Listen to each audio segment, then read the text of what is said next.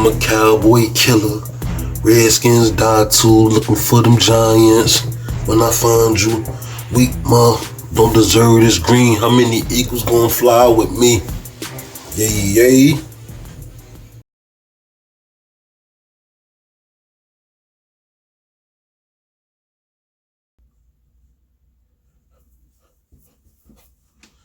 Yeah, so Don Ali Ron reporting live from the bird.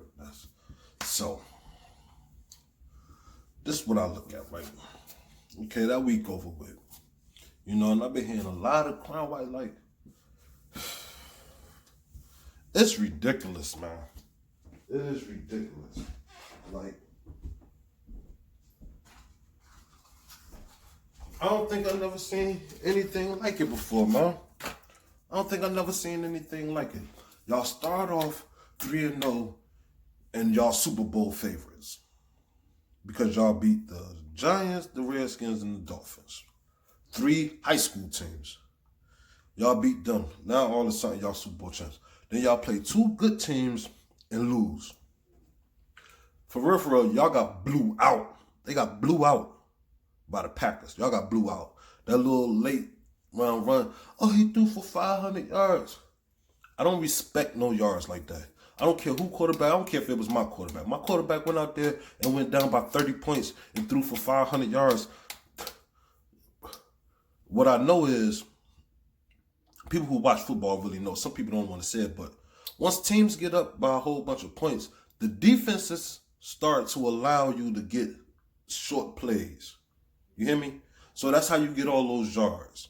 In the first half, he had 100 and something yards passing. Second half, the defense for the Packers was more like, we're not going to let y'all beat us deep so you can keep taking all this under the ball. Long as that's going to run out the clock, that's running out the clock. That's wasting time taking all these underpass. As long as you don't score quickly, and that's how players accumulate all those yards and big losses. You could look at the game like, how the world they lose? They have 300, 400 passing yards because you had 3 interceptions. Let's take that in consideration. What you want more of, yards or interceptions?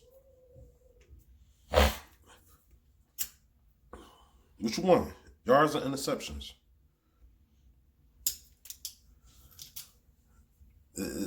You in a no-win situation like that, man. So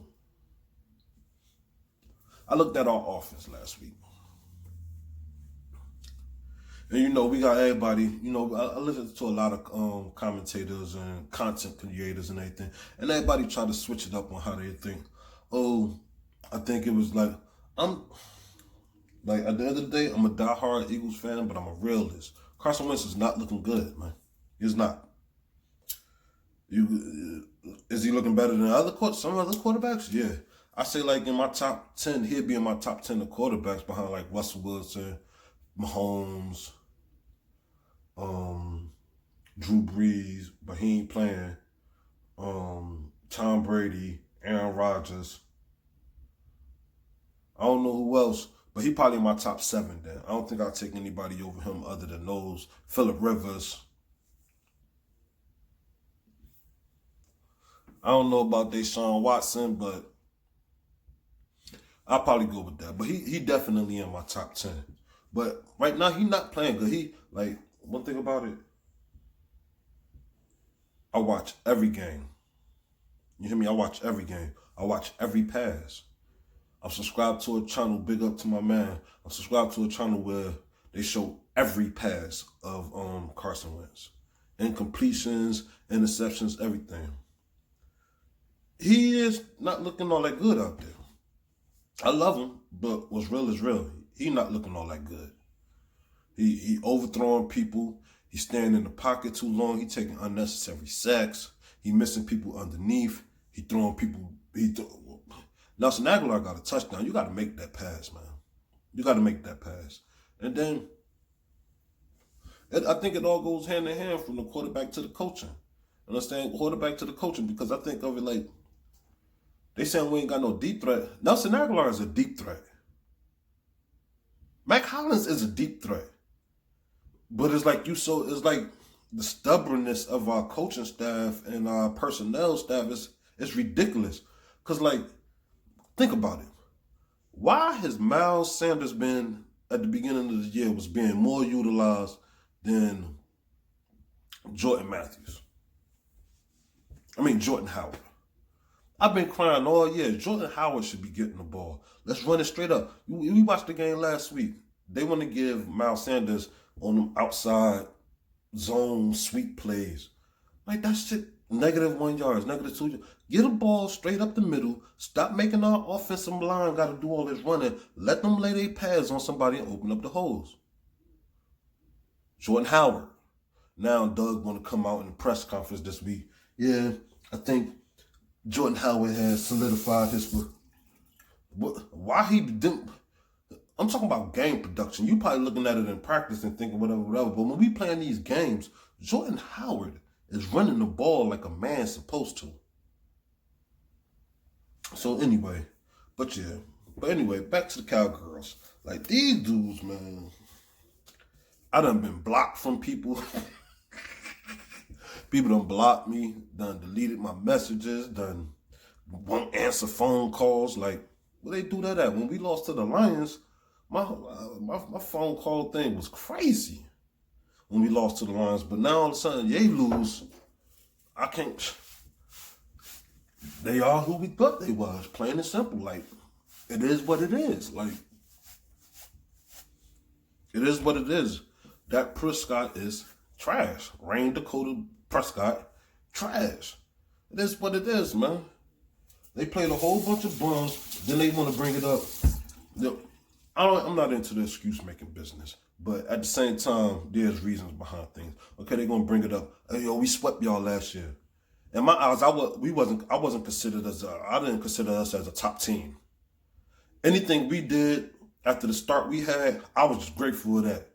So you beating us, throwing all them yards on us, you was playing against a sorry-ass defense. Like, if we was to play y'all next week when we play y'all, and you throw for a lot of yards on us, I would not be surprised. Our daybacks is horrendous.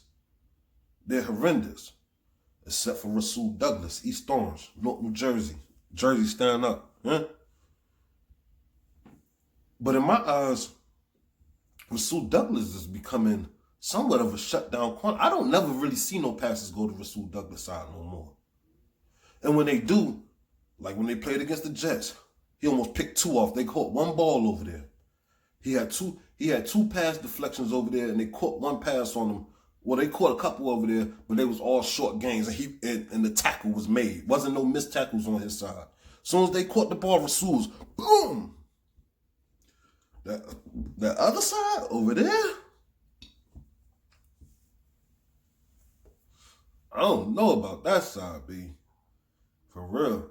That Rasul Douglas side and this stuff you got to pay attention to like that. Like, every game I watch, and I analyze them, watch them a couple of times, like, Rasul Douglas don't be getting no action over there no more. After that first game, with with all that blown coverage and them crazy blitzes sending people, Rasul Douglas done tightened all the way up. His position is solidified. So when Darby and Sidney Jones and all them fighting for the other side. That right side of the defense, cornerback, that right defense, that right CB, that shit is solidified. That's Rasul Douglas' spot. Holla at me, cuz you be talking a lot of stuff about Rasul Douglas. I don't see no action over there.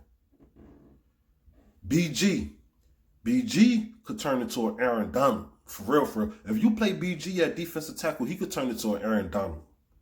Because he always been good at, that's what he always been known. He's a hell of a run stopper. But then you start putting them in there with slower defensive tackles, you see what he do. Super Bowl, you see what he do. When he had defensive tackle, he make plays. You put him and Fletcher Cox side by side with either Josh Sweat on one end, Vinny Corey, or Derek Burnett on the other end, our defensive line is different. For real, it's different, yo. Nathan Gary, I don't know. I'm trying to figure out, every time he in the game, I see him on the field, he making interceptions. Come on, defense, let's start noticing some things. Let's put things in let's stop playing with feelings and putting people in there on how you think they should be because of what is it, seniority or they've been here or contracts. Let's put the people on the field who making plays. Orlando Scandrick, he came in there. He should be starting next week until he shows something different. From what I seen from Orlando Scandrick, he our second best corner. Leave him in the slot. Only if you bringing him in on blitz packages. Switch it up so you don't be too predictable. But for the most part, bring him in.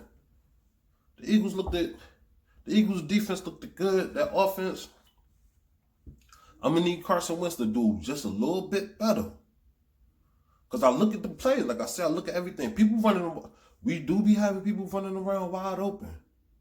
But he's starting to fall back into that shit he was doing last year. Zach Ertz, Dallas Goedert, Zach Ertz.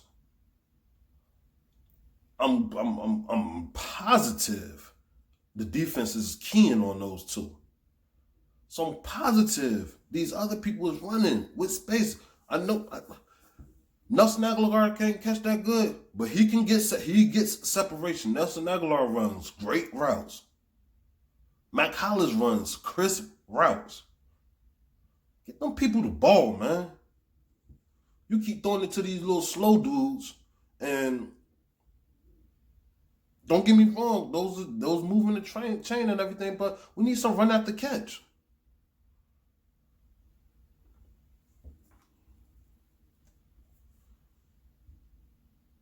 And as far as this running back situation go, it's all coming in. It's all coming into play. It's all coming into play. That's just my last preview of this week. That week is over with. My next video gonna be this is how we do it. You already know what it is. Show you how this is how we gotta beat the Vikings. What we need to do to beat the Vikings. Right now, Sadan Ali Ron reporting live from the bird's nest and fly Eagles fly. You already know what it is.